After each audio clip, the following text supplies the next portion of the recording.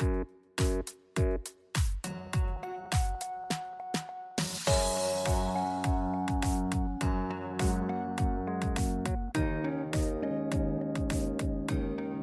to Mansplaining, a podcast about the interesting things you can discover if you just take the time to learn. My name's Mark, and I'm going to be your host for this week. And as always, I'm joined by Joe, an old friend from college. Together, we'll explore what's on our minds and hopefully figure out a thing or two about a thing or two. Joe, this week's topic has been something which has been really popping up in my feed lately, even more so than when I asked the question. Since I asked the question, I've seen 3 separate articles on today's topic, which is effective altruism. And for those who have not been tuned into the sources that I consume, effective altruism is something that Sam Bankman-Fried, the CEO of the now-defunct crypto exchange FTX, described as his guiding philosophy in the business world. And is also the guiding philosophy of the board of directors for the OpenAI company, which recently attempted to fire their CEO and shut down the business for reasons that were guided by that philosophy. And I'm a little bit familiar with effective altruism, but not so much. I've heard that some people think that it's a nice way of applying rationality to ethical decisions, while other people think it's just sort of faddish and is used by the business community as a sort of self-serving excuse for making a ton of money today in exchange for a vague promise of giving a bunch of money tomorrow. So I asked you, Joe, to take a closer look at effective altruism and come back with your judgment of what it is, good philosophy or empty promise. What did you find? Well, I found that it's complicated, to be short. I want to start this one, Mark, by reminding our listeners that we explored the subject of altruism once before. In episode 38 of Mansplaining, the myth of altruism, I argued that altruism exists in the world, despite the efforts of economists and other cynics to discredit it as nothing more than selfish virtue signaling. I'm interested in the fact that you're asking me about it again today, Mark. It makes me wonder whether you suffered some altruism-related trauma in your past, like maybe you gave your first grade teacher an apple and she threw it back at you and she was disgusted that you would try to bribe her for a better grade. Am I getting hot? That event has defined my life, Joe. It is why I am the man I am today. No, altruism, yes, it is something I've asked about twice, though from different angles, I think. Yes. And really, in this case, it's just because it keeps showing up in the news, and I find that to be curious. Yeah, well, you're right about it showing up in the news. Okay, let's get into this. To paraphrase the Oxford University philosopher William MacAskill, who helped to coin the term in 2011, effective altruism, or EA, is a social and philosophical movement that promotes using reason and evidence to determine how to benefit others as much as possible, and then taking action on that basis. I've read it described elsewhere as doing good well. Probably the greatest popularizer of effective altruism is the self-described utilitarian philosopher and Princeton professor Peter Singer, whom you may have heard about from his work on animal rights. Mm-hmm. He's probably the most famous living philosopher in the world. One early focus of the EA movement was its donation of money to the Against Malaria Foundation to provide mosquito netting to people in sub-Saharan Africa, malaria being one of that region's biggest killers. Efforts like that generate maximum benefits for minimal costs. Effective altruists are devoted to using evidence-based research and analysis to determine which interventions have the greatest potential to do the most good. In the last decade, a mini cottage industry of charities and think tanks, started by Singer, MacAskill, and others, have sprung up to preach the gospel of EA under the aegis of groups like the Center for Effective Altruism at Oxford, which is where MacAskill teaches, and San Francisco-based GiveWell. Peter Singer started a charity called The Life You Can Save, whose mission is to change the culture of giving in affluent countries by increasing donations to high-impact charities. On its website, The Life You Can Save lists the 3 questions that guide their research. Number 1, is the issue large in scale, deeply affecting lots of people? Number 2, is the issue highly tractable, meaning can we make measurable progress by investing resources?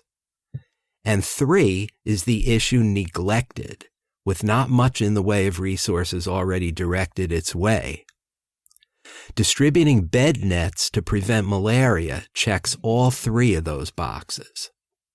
There's also a London nonprofit co-founded by McCaskill called 80,000 Hours, which refers to the number of hours worked by a typical person in their lifetime.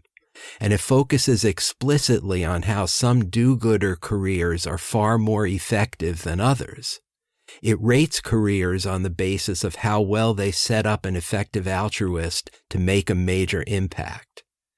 It emphasizes that impact must be measured by the amount of additional good that is made possible by that career choice, as opposed to the amount of good done directly.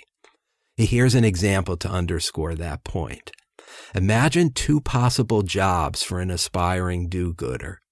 In the first, you work in a soup kitchen directly addressing food insecurity by handing out meals to hungry people. In the second, you coordinate the food delivery infrastructure for an entire country, enabling hundreds of other people to do things like staff soup kitchens. 80,000 Hours believes that if you want to be an effective altruist, you'll be more interested in job 2 than job 1. Yeah.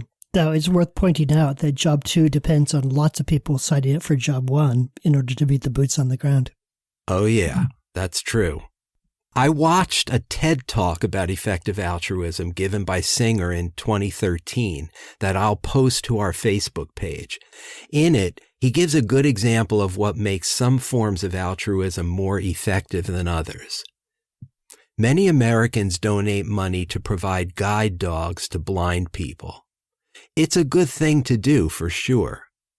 But it costs about $40,000 to train the guide dog and its blind recipient to ensure that the dog's services are helpful. What if I told you that it costs between $20 and $50 to treat trachoma, a bacterial infection that's the leading cause of preventable blindness in the developing world, affecting about 1.9 million people per year? The $40,000 that it costs to provide one guide dog to one blind person in America can cure between 400 and 2,000 people of blindness.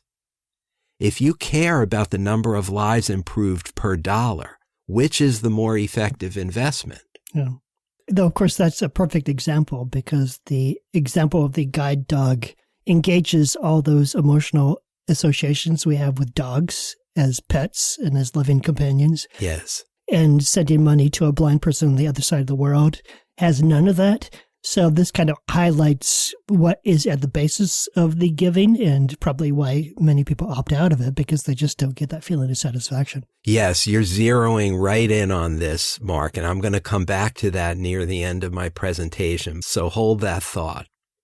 In recent years, 80,000 Hours has been pivoting to so-called long-termist concerns aimed at reducing existential risks to humanity, like preventing nuclear war, eradicating diseases, fighting climate change, AI safety, and detecting and mitigating pandemics like the one we just emerged from.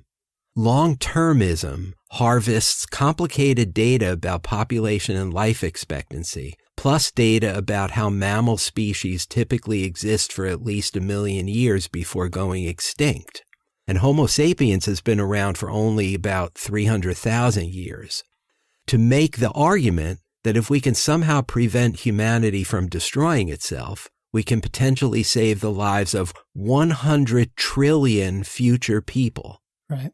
And incidentally, since only about 117 billion humans have ever lived, that staggering number of 100 trillion means that 99.9% of humans who will ever live have yet to live. In light of that, you can understand how some people in the EA movement believe that long-termist investments are the most effective ones. Yes, though also the most uncertain. Yes. In addition to advocating for impactful careers that directly shape government policy, like the food delivery coordinator I mentioned, or scientific research in areas like vaccine development, 80,000 Hours also promotes the indirect concept of earning to give, which means earning a high salary in a conventional career and then donating a meaningful percentage of your income to cost-effective charities.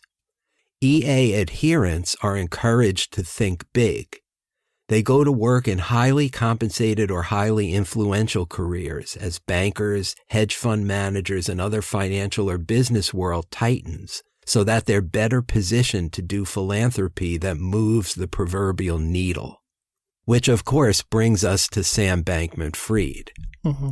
Prior to about a year ago, Bankman-Fried was a major funder of the effective altruism movement via the riches he earned as founder of the quantitative trading firm Alameda Research and the cryptocurrency derivatives exchange FTX. For a little while, he was incredibly wealthy, ranking 41st on the Forbes list in 2022. Around this time last year, Bankman-Fried's fortune imploded amid a host of allegations that eventually bankrupted his company and got him arrested, indicted, and convicted of fraud and conspiracy charges just a few weeks ago. He'll be sentenced in March, and he's expected to go to jail for a very long time. Bankman-Fried had many connections to the EA movement. He donated to 80,000 Hours early in his career and briefly worked for the Center for Effective Altruism, which is kind of the clearinghouse for EA organizations. He co-founded Alameda Research with the Center for Effective Altruism's CEO, Tara Headley, as an explicitly altruistic venture, with both leaders pledging to donate 50% of company profits to EA causes. Bankman-Fried later founded the Future Fund, a philanthropic organization whose team included William McCaskill. He claimed that the only reason he started FTX, as you mentioned, was to give away large amounts of money. His was a meteoric rise. In 2014, that's just 9 years ago, he graduated from MIT with a major in physics and a minor in math. He co-founded Alameda Research in 2017 and FTX in 2019. He was a major investor in Anthropic PBC, an AI startup company founded by former employees of OpenAI and explicitly connected to the EA movement. Established as a public benefit corporation, that's what the PBC stands for. And as you mentioned at the top, Mark, we all read the reporting this past week that the temporary ouster of CEO Sam Altman of OpenAI was made by an EA-connected board with long-termist concerns about the unchecked development of AI. Yes. Their plan, which didn't last very long because it was reversed, was to replace the CEO with a new CEO who was much more alarmist about the prospects of AI. Yeah. With the intent of pivoting that company away from things like ChatGPT and towards careful research into the risks of AI rather than consumer or corporate development. Yes. And just because they lost the nerve and there was a backlash doesn't mean that that wasn't the correct decision, as we know from our exploration of AI and its potential dangers in prior podcasts. Mm-hmm. Anyway, in 2020, Sam Bankman-Fried was the second biggest individual donor to Joe Biden's presidential campaign. And in 2022, he was the second largest donor to the Democrats' midterm efforts. He was intending to spend at least $100 million and perhaps as much as $1 billion on the 2024 elections. Michael Lewis, in his recent book about Bankman-Fried, included a tantalizing anecdote about how Bankman-Fried investigated the legality of paying Donald Trump not to run for president in 2024. And according to the same book, Trump's team supposedly floated $5 billion as the number it would take. Of course. How about that? Yeah, the number would be ridiculously high. Yeah. But it makes you almost wish that Sam Bankman-Fried's fraud had not been exposed for another year or two, and maybe we would have seen that little experiment play out. Yeah. Bankman-Fried's publicly stated views were very much in alignment with the tenets of effective altruism. Despite his wealth, he lived frugally, driving a Toyota Corolla and sleeping in a beanbag chair. He said he was pursuing an altruistic career that included earning to give. He claimed his donations were, quote, not based on personal interest, but on the projects that are proven by data to be the most effective at helping people, end quote. Among his areas of focus were reducing the existential risks of pandemics, nuclear war, AI, and threats to American democracy. In June 2022, he signed the Giving Pledge, the Bill Gates and Warren Buffett-led charitable campaign to encourage wealthy people to give away most of their wealth, though his name was removed from the list 6 months later after his arrest. Prior to the criminal charges against him, if you looked closely, there were signs that Bankman-Fried's commitment to a principled business career may not have been pure. Time magazine reported that the leaders of the EA movement, like McCaskill, knew as early as 2018 that Bankman-Fried was, quote, unethical, duplicitous, and negligent in his role as CEO of Alameda Research, end quote. He paid lip service to the need for regulators to keep close tabs on FTX and cryptocurrency markets, but then he relocated FTX to the notoriously regulation-lax Bahamas, later telling Vox reporter Kelsey Piper his regulatory-friendly stance was just PR, and that he really thought regulators make everything worse, quote unquote. Asked directly about his ethics, he said they were mostly a front and described them as, quote, a dumb game we woke Westerners play where we say all the right shibboleths so everyone likes us, end quote. Though he later claimed those remarks were about corporate greenwashing rather than effective altruism. In an inadvertently self-referential email to Piper, he wrote, quote, some of this decade's greatest heroes will never be known, and some of its most beloved people are basically shams, end quote. Yeah, it takes a sham to know a sham, perhaps? Yeah, exactly.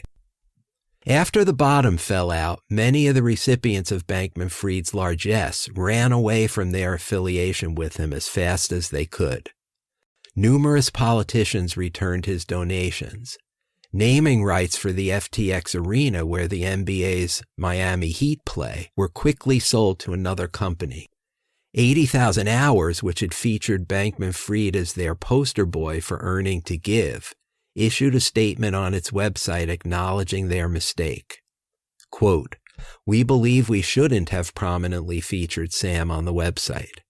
More generally, the collapse of FTX has led us to ask many challenging questions that we are continuing to wrestle with about best practices in effective altruism, moral philosophy, and the potential for harm in careers, end quote.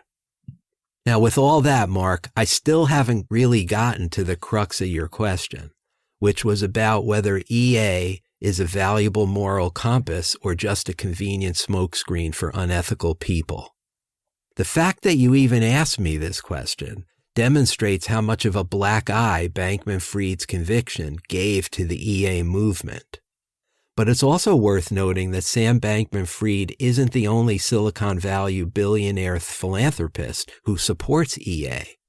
One of the co-founders of Facebook, Dustin Moskovitz, has given hundreds of millions of dollars to effective charities, and as far as I can tell, he's never been charged with fraud. Elon Musk described McCaskill's book about EA as, quote, a close match for my philosophy, end quote. EA's influence is felt even by one of your former employers, the Bill and Melinda Gates Foundation. Indeed. Which has given away nearly $100 billion since the year 2000. I think you would agree that their motives appear to be pure. Yes, the logical frame of how the foundation approaches things is very similar to the way that EA approaches things. Yeah. Particularly in terms of finding causes that are not otherwise already funded. For instance, the Gates Foundation does not work on cancer research specifically because cancer research is already well funded. Right. Bankman-Fried's fall from grace has led to differing assessments of effective altruism. Late last year, Moskowitz tweeted, quote, "Either EA encouraged Sam's unethical behavior or provided a convenient rationalization for such actions. Either is bad," end quote. Joshua Hobbs, a lecturer in applied ethics at the University of Leeds, speculated that Bankman-Fried's initially pure motives may have been poisoned by all the finance bros around him. Quote, "An effective altruist investment banker still works with investment bankers who have very different priorities and viewpoints.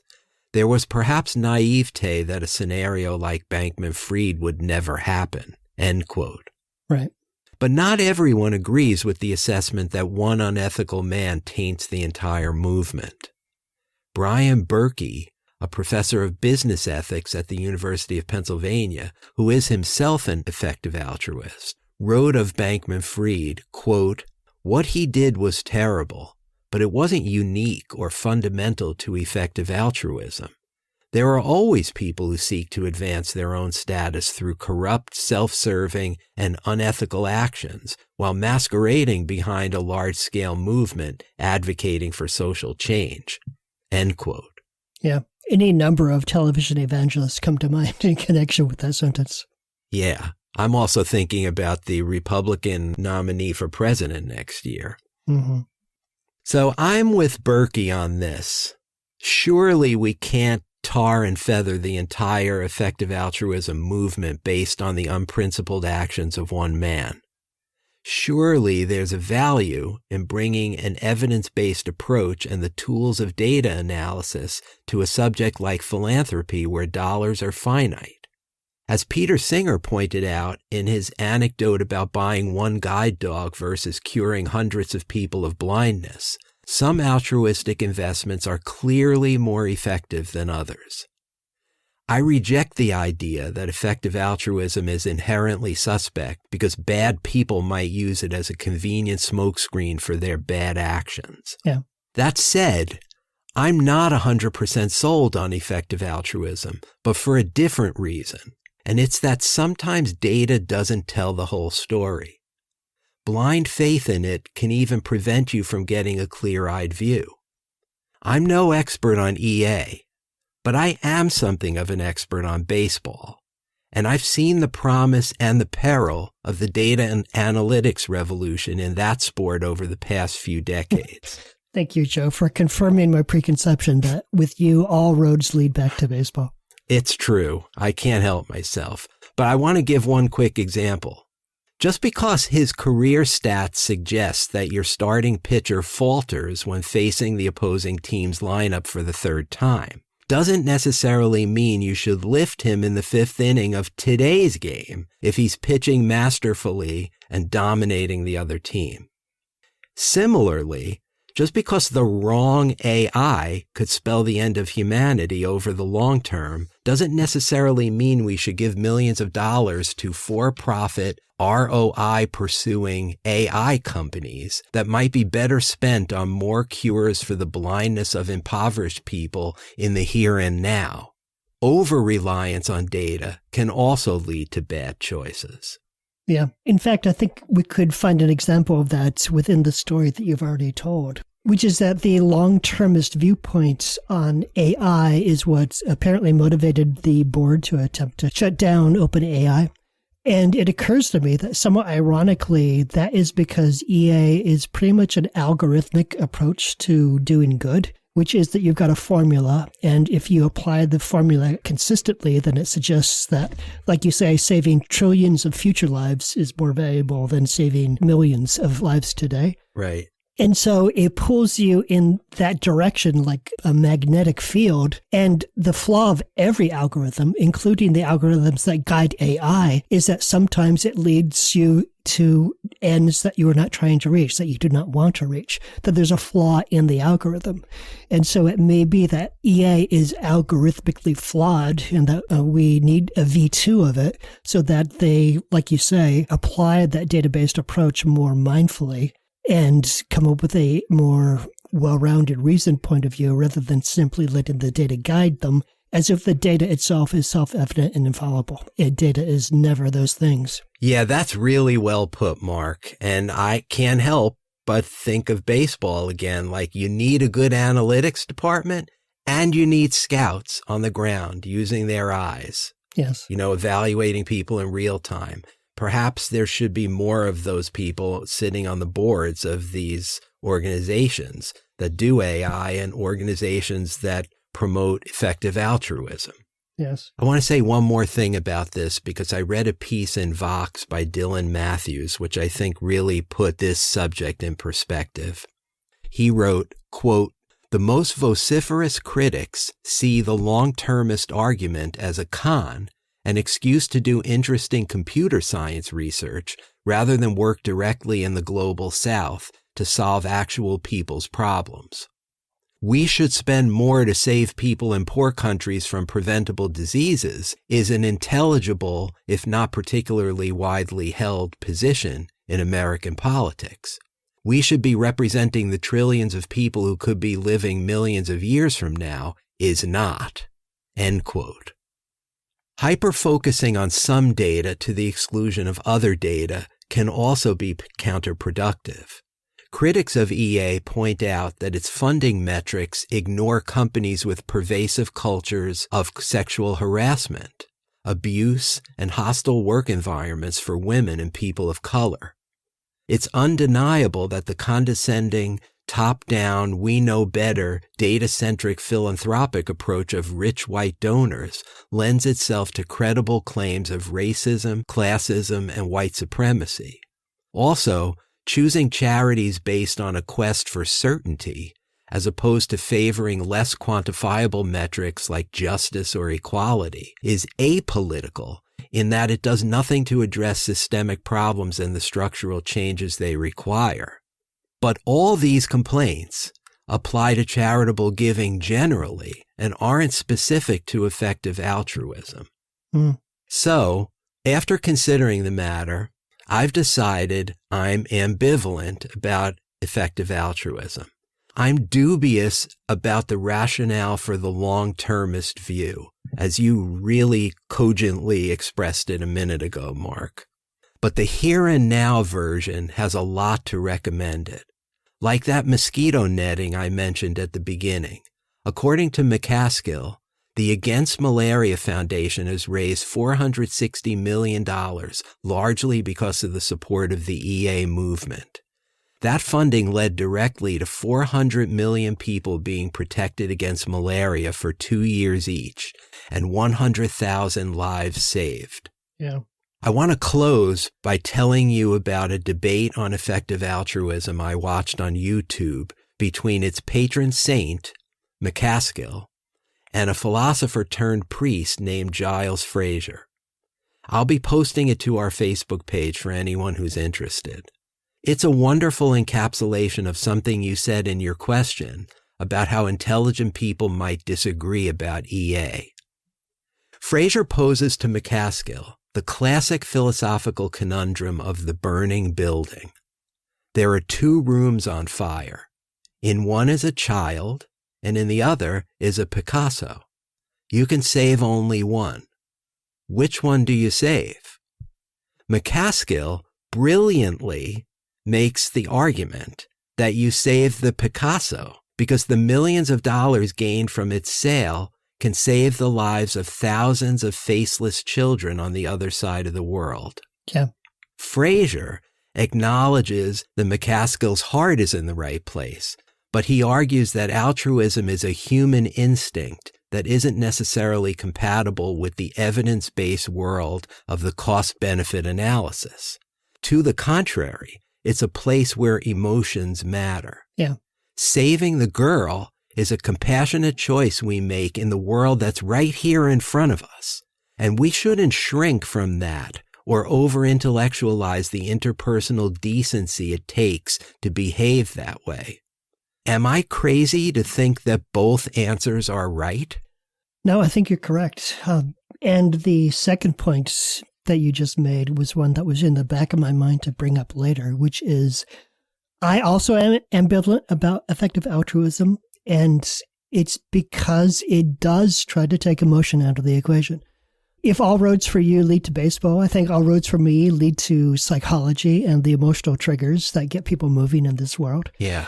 And I am firmly of the belief that it's that feeling of emotional connection, that desire to save the girl rather than the painting, or the desire to train a puppy to help a human being.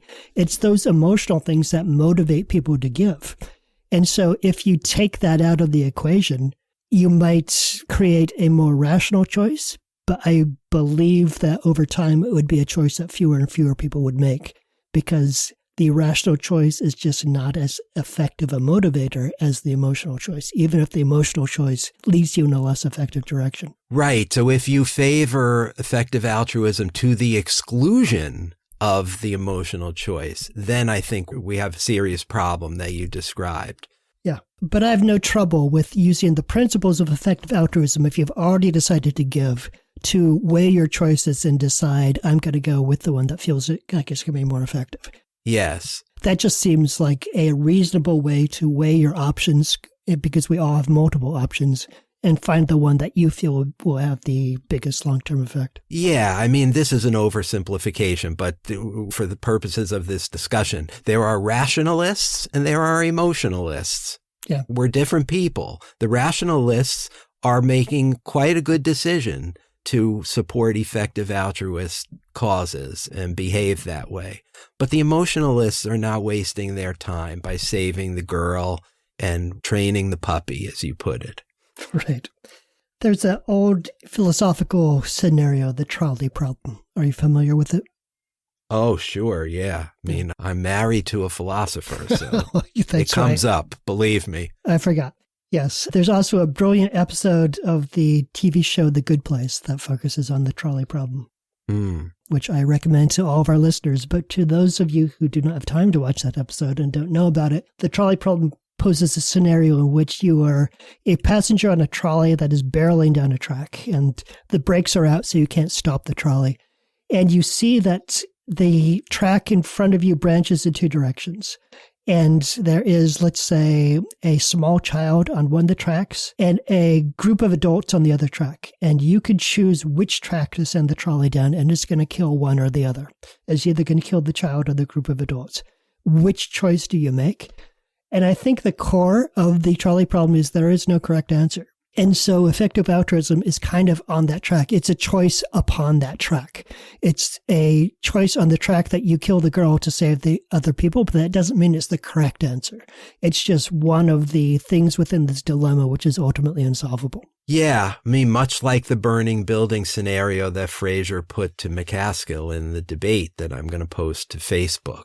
You know, it seems counterintuitive and awfully anti-social, sociopathic to choose the Picasso.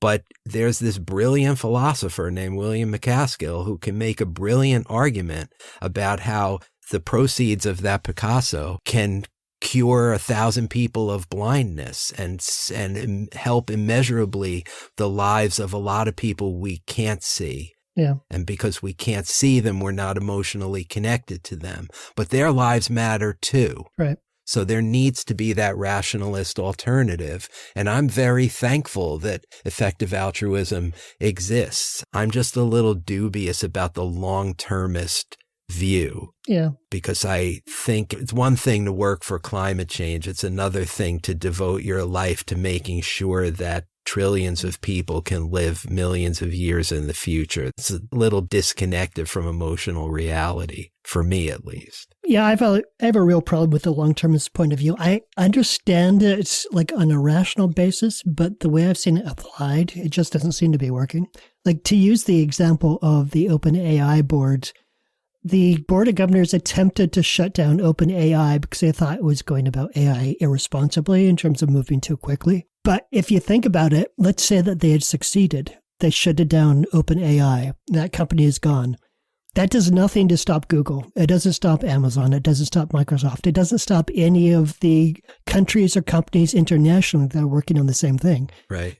So it would have been a gesture at best and counterproductive at worst, because one thing that OpenAI can do, if it is in fact the dominant program within the AI space, is influence the course of AI. So they took this enormously powerful instrument at their disposal and attempted to throw it in the fire, which just seems like it was salving their own conscience rather than actually serving the end goal that they said that you're motivated by. So that just seems like a line of thinking that is questionable at best and borderline irresponsible at worst. Yeah, I'm not sure I see it as that cut and dried, Mark, but to your point about it wouldn't have stopped Microsoft, not only wouldn't it have stopped them, but they had already taken steps to hire Sam Altman and 90% of the company to become a self-contained unit inside Microsoft to do the same thing they were doing with OpenAI. So You're quite right about that. When OpenAI had been founded in the first place to keep AI out of the hands of companies like Microsoft and Google. So it would have been an outcome which served ultimately nobody. And I also wonder about the certainty that you look into the future and you know, okay, well, this is what we should do. And anyone who has read any science fiction or studied any economics knows that future forecasts are very frequently wrong. And so the belief that, oh, my calculations are correct, this algorithm could not possibly lead me astray, that seems a little bit naive. You know, I just want to say this in fairness to the OpenAI board that made that fateful decision. When the board members were asked for their thinking in getting rid of Altman, one of the things they said was, this is a not-for-profit corporation that is responsive to humanity, the needs of humanity, not to shareholders.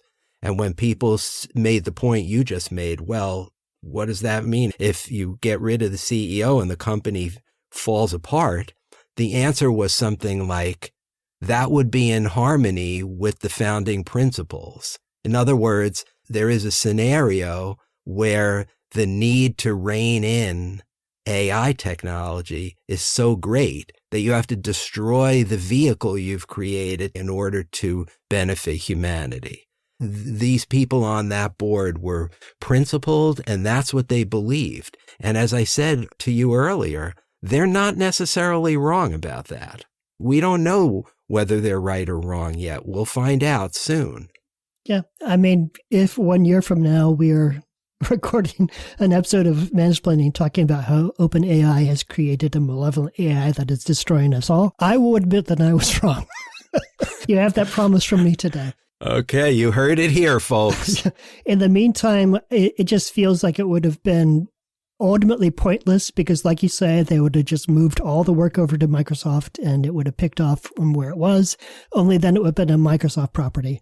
And personally, I grew up in the days of when Microsoft was a dominant company and things were not going that great in the computer sector at the time. Yeah. So I feel more comfortable with that research outside of Microsoft than inside.